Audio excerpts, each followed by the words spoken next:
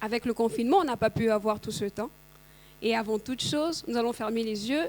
Je voudrais préciser aux parents que chez nous, à l'Écodim, d'un certain âge, de 3 à 9 ans, les enfants prient après la monitrice ou le moniteur. Et ceux qui ont 10 ou plus peuvent prier seuls. Alors, nos amis tout petits, on ferme les yeux, comme on fait pour prier. On ferme les yeux, on joint les mains, on baisse la tête et on prie. On va dire merci à Dieu parce qu'il nous a gardés. Il nous a permis d'être là, ici en ce jour, pour pouvoir passer du temps avec vous, pour que nous puissions aussi entendre la parole à notre manière. On ferme les yeux, on prie. Les tout petits, vous priez après moi. Seigneur Jésus, je viens te remercier parce que tu es bon, tu es merveilleux, tu m'as gardé, tu m'as protégé pendant toute la semaine jusqu'à aujourd'hui. Au nom de Jésus, Amen. Maintenant, tu vas demander pardon à Dieu parce que tu as péché, tu as désobéi, on t'a envoyé, tu as refusé, tu as murmuré, tu as pris quelque chose qui n'était pas à toi et tu sais que ton cœur te dit que tu n'as pas fait quelque chose de bien. Tu vas demander pardon au Seigneur et tu vas dire, Seigneur Jésus, je viens te demander pardon parce que j'ai péché, j'ai menti, j'ai volé, j'ai pris ce qui n'était pas à moi, j'ai désobéi, pardonne-moi, au nom de Jésus, Amen. Alléluia. Je sais que où il y a les amis là-bas, ils m'entendent très bien. Les amis tout petits, criez un peu très fort à la maison. Alléluia. Ah, mais criez très bien, c'est l'Écodim, n'est-ce pas? On n'est pas avec les parents. On crie très très fort encore. Alléluia. Si tu aimes Jésus, tapez les mains.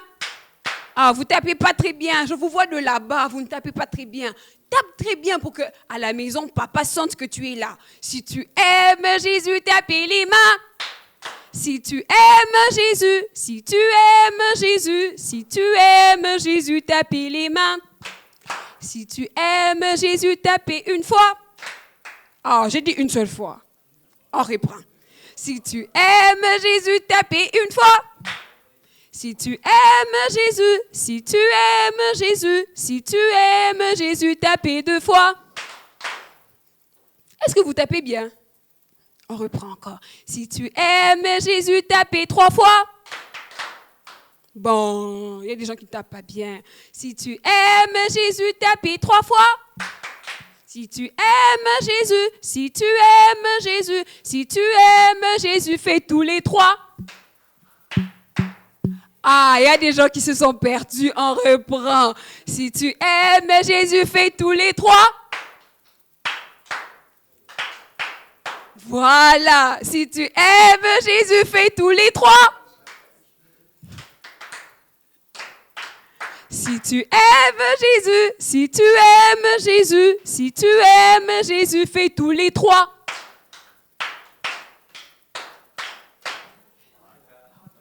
Oh mon Dieu est si grand, si fort et si puissant, rien n'est impossible. Est-ce que quelque chose est impossible à Dieu? Mon ami, lève-toi où tu es, chante très bien, parce que rien n'est impossible à Dieu. Oh mon Dieu est si grand, si fort et si puissant, rien n'est impossible à mon Dieu. Mon Dieu est si grand, si fort et si puissant, rien n'est impossible. Oh, il a fait. Papa, maman, il m'a fait aussi tel que je suis. Mon Dieu est si grand, si fort et si puissant, rien n'est impossible à mon Dieu. Avant de continuer, les amis, nous allons prier avec nos 5 doigts. J'espère que tout le monde connaît les noms d'abord de ces 5 doigts. N'est-ce pas qu'on connaît? Le grand, c'est quoi? Ah non, le grand, c'est pas papa, c'est le pouce. Le deuxième, c'est quoi? C'est l'index. Le troisième, le majeur. Et puis l'annulaire. Et puis l'auriculaire. Le pouce représente notre famille, les proches, toutes ces personnes qui sont vraiment chères à toi. Tu vas prier pour eux, tu vas demander quelque chose, que Dieu fasse quelque chose pour ta famille, que Dieu fasse quelque chose pour papa, que Dieu fasse quelque chose pour maman. Les tout petits, on va répéter après moi. On va prier pour nos proches, pour notre famille. On ferme les yeux. Tu vas dire, Seigneur Jésus, je viens te demander que tu sois avec mon père, que tu sois avec ma mère, que tu sois avec tous mes frères et sœurs, que tu les protèges, qu'ils ne tombent pas malades, que même mes amis de l'école ne tombent pas malades, que tout le monde puisse aller bien jusqu'à ce qu'on va rentrer à l'école. C'est au nom de Jésus que j'ai ainsi prié. Amen. On va prier avec l'index. Le premier, le pouce, c'était pour la famille et les proches. L'index, c'est pour les autorités de l'Église. Il y a le pasteur, il y a les diacres, il y a les moniteurs, il y a toutes ces personnes qui sont à l'Église et on va aussi prier pour eux. Tu fermes les yeux, tu vas dire, Seigneur Jésus, je te recommande le pasteur, je te recommande tous les diacres, toutes ces personnes qui sont à l'Église, les moniteurs qui nous aident, qui prient pour nous. Sois avec eux, donne-leur la force de toujours prier, de toujours être là pour nous soutenir. Au nom de Jésus, Amen. Le majeur, c'est pour les autorités politiques. Nous voyons le président, il y a les gouvernements avec les ministres, les députés, toutes ces personnes-là qui sont autorités politiques. Alors tu vas prier, tu vas dire, Seigneur Jésus, je te prie pour notre président et toutes ces personnes qui dirigent le pays. Donne-leur l'intelligence pour prendre les bonnes décisions, pour que nous puissions toujours être bien et vivre en paix. Au nom de Jésus, Amen. Maintenant, nous allons prendre l'annulaire. L'annulaire, c'est pour ces personnes qui sont faibles. Il y a de ceux qui sont malades.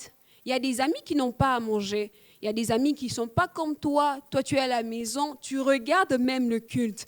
Eux n'ont pas du courant, ils n'ont rien. Et que Dieu puisse les aider. Tu vas prier pour ces faibles. Tu vas dire, Seigneur Jésus, je te prie pour toutes ces personnes qui ont besoin de soutien. Il y a de ces personnes qui sont atteintes du coronavirus. Il y a d'autres qui n'ont rien à manger. Il y a d'autres qui sont très pauvres et ne peuvent même pas savoir comment ils vont vivre la journée. Dieu guérit ces personnes qui sont malades, donne à ces personnes qui ont besoin. Au nom de Jésus, Amen. Et le petit doigt, le tout petit là, c'est toi. Tu as besoin de quelque chose. Tu as besoin que Dieu puisse te bénir. Tu as besoin que Dieu puisse te garder. Tu as besoin que Dieu fasse quelque chose dans ta famille et en toi-même. Tu vas prier pour toi. Tu vas demander quelque chose à Dieu. Si c'est l'intelligence, tu demandes. Tu as le droit de demander tout ce que tu veux parce que Dieu dit qu'il est notre papa et à lui, on n'a pas honte de demander quelque chose. On ferme les yeux, on va prier. Tu dis, Seigneur Jésus, je viens vers toi tel que je suis. J'ai besoin d'intelligence, j'ai besoin de la santé, j'ai besoin de bien vivre. Garde-moi, que je ne sois pas malade et que je puisse aussi rentrer à l'école en bonne santé. Au nom de Jésus, Amen. Alléluia. Amen. Alléluia. Oh Jésus, Jésus. Non, il y a des gens qui n'aiment pas Jésus. Il y a des gens qui n'aiment pas Jésus. Il faut montrer que Jésus est bien comme ça. Oh Jésus, Jésus. Il est comme ça. Jésus, Jésus. Il est comme ça. Mama, sataza kubanga, sataza kubanga, sataza kubanga. Les amis, nous on est habitués de sauter, n'est-ce pas? Où tu es à la maison, il faut bien chanter. Oh Jésus, Jésus. Il est comme Jésus, Jésus. Mama, sataza kubanga, sataza kubanga, sataza kubanga. Il a le monde entier. Ah, vous chantez pas bien. On répète encore. Il a le monde entier. Il a le monde entier dans sa main. Il a le monde entier. Il a le monde dans sa main. Il a papa et maman. Il a papa et maman. Il a papa et maman. Il a le monde dans sa main. On va chanter vite. Nous, on aime la vitesse, non? Il a le monde entier. Il a le monde entier. Il a le monde entier. Il a le monde dans sa main. Il a papa et maman. Il a papa et maman. Il a papa et maman. Il a le monde dans sa main. Les amis là-bas à la maison, vous connaissez bien quand on fait ça, ça veut dire quoi, non? Dis à papa, c'est que ça signifie. C'est quoi la chanson? Vous avez trouvé, n'est-ce pas? On va chanter ensemble. On y va. Lis ta Bible, prie chaque jour, prie chaque jour, prie chaque jour. Lis ta Bible, prie chaque jour si tu veux. Grand. Allez, on grandit, on y va. Si tu veux. Grand. Allez, on y va, on prend encore de la taille. On monte. Encore. Alléluia, lis ta Bible, prie chaque jour si tu veux. Grand. On va fermer les yeux, on va prier parce que bientôt on va écouter la parole. On répète, on dit, Seigneur Jésus, je veux que tu puisses me parler. Parle à mon cœur, que ça reste dans mon cœur, que ça puisse porter des fruits. Au nom de Jésus. Amen. Alléluia. Amen. Alléluia. Amen. Est-ce qu'on le connaît? Les amis, c'est vrai ça. Qui ne connaît pas mon nom? D'abord la tantine. On va d'abord acclamer le Seigneur. Les amis, on va le faire comme à l'école. On va taper 15. Voilà, avec les parents, montrer aux parents, on va taper 15. C'est parti. 1, 2, 3, 4, 5. 1, 2, 3, 4. 1, 2, 3. 1, 2, 1, 0. Voilà, on reprend avec les parents. On va taper 15. C'est parti. 1, 2, 3, c'est parti. 1, 2, 3, 4, 5. 1, 2, 3, 4. 1, 2, 3. 1, 2. 1, 0. Voilà, est-ce qu'on peut faire un cri de joie? Voilà. Les amis, je sais que vous êtes là. Est-ce que tu peux saluer ton voisin? Salut ton voisin. Attention, on ne salue pas comme ça. Voilà. Donc, à cette époque, nous saluons comment? Comme ça. Les amis, on va pas vous prendre beaucoup de temps. Mais ça, c'est notre temps. Quand on est là avec vous, on doit le faire très bien. OK? Tantine Déborah, et les amis qui me suivent là-bas, la dernière fois qu'on s'était vu avec vous à l'église, qui peut dire aux parents la dernière leçon qu'on a vue avec vous à l'église? Je me suis partie. Non, ça ne peut pas partir, les amis. Vous avez eu tout le temps pour réviser. Dis-moi, ça peut être quelle leçon? Ah, c'est vrai, l'entrée de Jésus à Jérusalem. L'entrée de Jésus à Jérusalem. Vous vous rappelez bien de l'histoire? Oui, hein? Ah, c'était ce qu'on avait vu la dernière fois. Mais je vais vous dire quelque chose, les amis. Dès que Jésus est entré à Jérusalem, c'était la fête totale.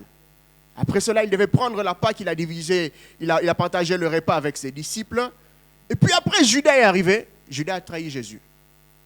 Judas a trahi Jésus, il allait appeler les soldats et tout le reste. Ils sont venus, ils ont arrêté Jésus. Jésus a été frappé, tabassé et il a été tué à la croix.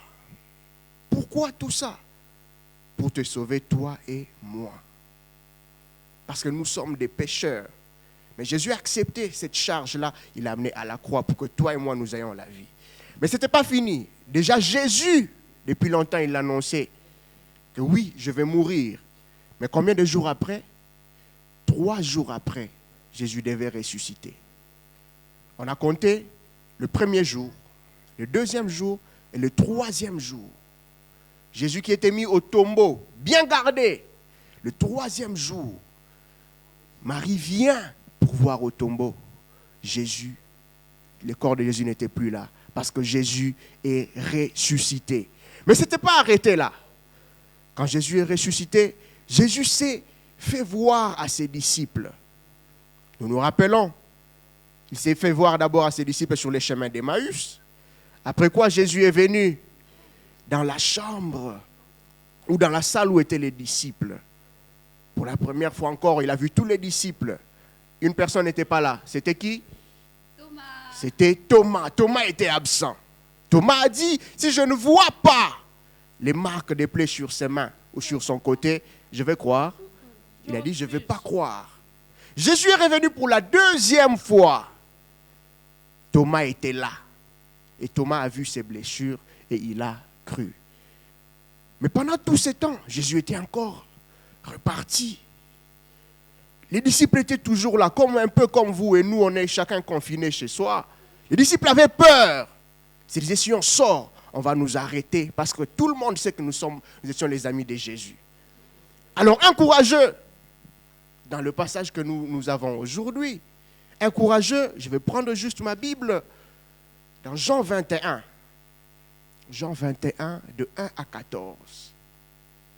C'était là pour la 3e fois que Jésus devait apparaître aux disciples. Pendant qu'ils étaient là, confinés, ils avaient peur. Ils tremblaient. Si on sort, on va nous arrêter, on va nous faire du mal. Jésus, notre maître, n'est plus là. Jésus, notre maître, voilà, il apparaît quelquefois, mais voici, il y a d'autres personnes qui disent qu'on a volé son corps. Mais nous l'avons vu. Mais si on essaie de continuer à dire la vérité comme ça, on va nous tuer. Allez, ils avaient aussi faim. Parce qu'il n'y avait pas moyen d'aller faire des achats. Simon se décide, il dit, moi, je vais aller pêcher. Oh! Tu vas aller pêcher? Oui, Simon, c'était un très grand pêcheur. Il connaissait bien la mer. Simon part. Les autres disciples, Jean et les autres, Simon, attends, on arrive. Ok. Ils partent pour pêcher. Ils ont pris leur barque. Ils ont pris leur filet parce que c'était des grands maîtres dans la pêche. Ils ont pêché toute la nuit. Ils ont jeté à gauche. Ils ont jeté à droite. Ils ont jeté le filet devant. Ils ont jeté le filet derrière. Dans tous les sens, ils sont allés au fond de la mer. Ils sont remontés. Ils ont fait tout ce qu'ils savaient faire. Toute la nuit, les amis.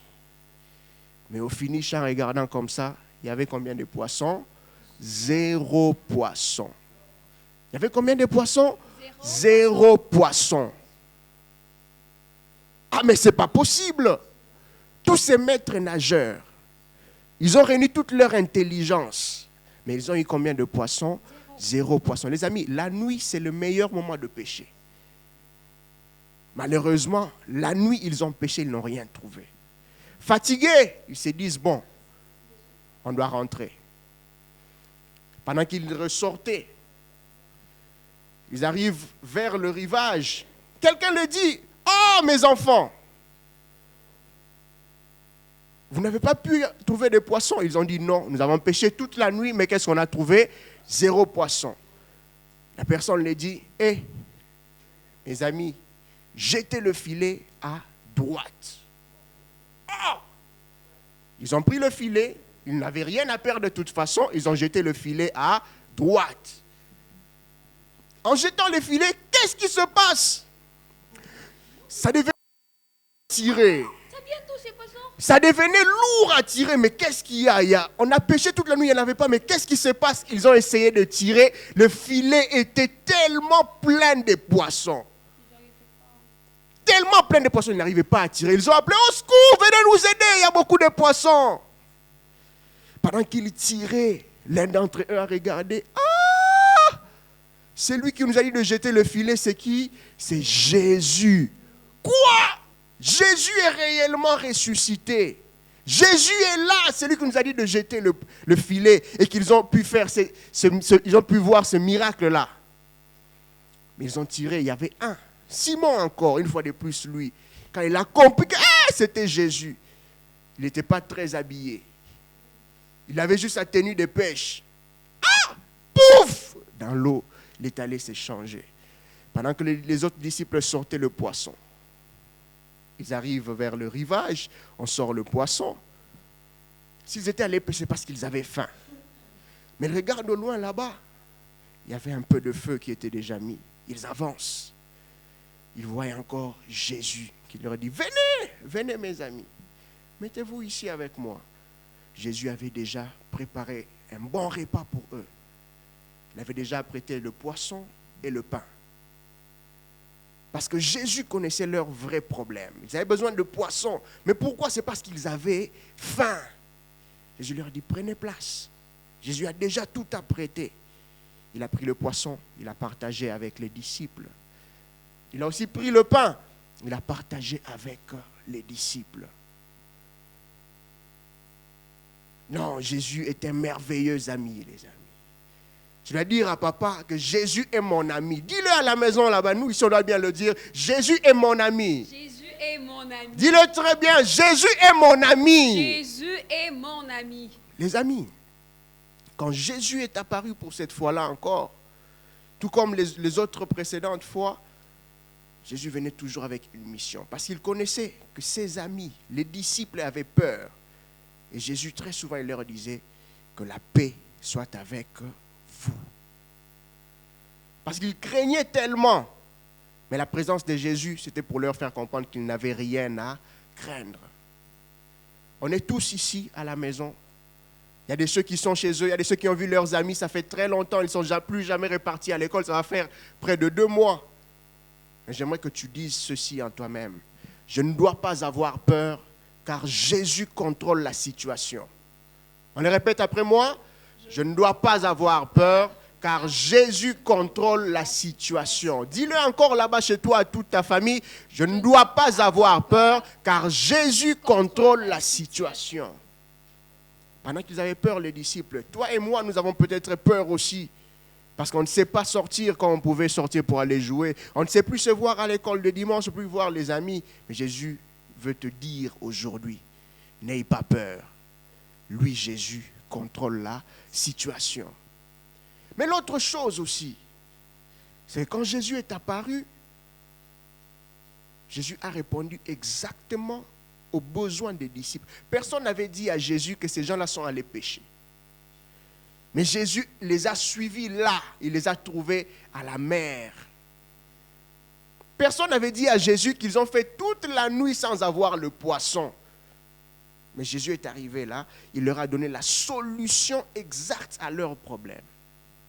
Mon ami, toi qui me regardes, vous tous là en famille, chacun a ses problèmes. Nous avons tous ce problème du monde qui est en train avec cette maladie qui est en train de nous bousculer tous. Mais les amis, Jésus connaît réellement le vrai problème. Mais au fait, au-delà de tout ça, c'est que Jésus a la solution à ton problème. Est-ce que tu peux dire Amen là où tu es? Amen. Sache que Jésus a la solution à ton problème. Que ce soit sur le problème de cette maladie qui nous dérange, tout ce qui est en train de tuer autant de personnes, mais aussi tes problèmes à toi en particulier. Peut-être que tu es malade. Peut-être qu'à la maison, il n'y a même plus d'argent pour acheter à manger ou quoi que ce soit. Mais sache que Jésus connaît ton problème, il connaît mon problème, il connaît son problème, mais au-delà de ça, Jésus donne la solution à notre problème. Lorsque les disciples ont amené tout ce filet-là, c'était lourd, on les a aidés, mais après cela, ils ont compté que les gros poissons. En comptant les gros poissons seulement, ils ont trouvé qu'il y avait 153 gros poissons. Les amis, quand je dis gros poissons, c'était des gros poissons qu'on peut manger même toute la famille. On peut même appeler tous les quartiers. Parce que c'était un gros poisson. Tu as déjà vu un gros poisson? Tu as déjà vu un gros poisson? Mais ce jour-là, ils en avaient 153. S'ils devaient manger un poisson par jour, ils peuvent faire combien de mois avec tous ces poissons-là? Demande à papa, il va faire pour toi les calculs. Okay? J'ai dit 153 gros poissons. On peut faire avec combien de mois? Si c'est fini, tu dois encore rentrer chez Jésus. Parce que Jésus en a toujours. On ne compte même plus les petits poissons. Parce que bon, on peut donner aux autres.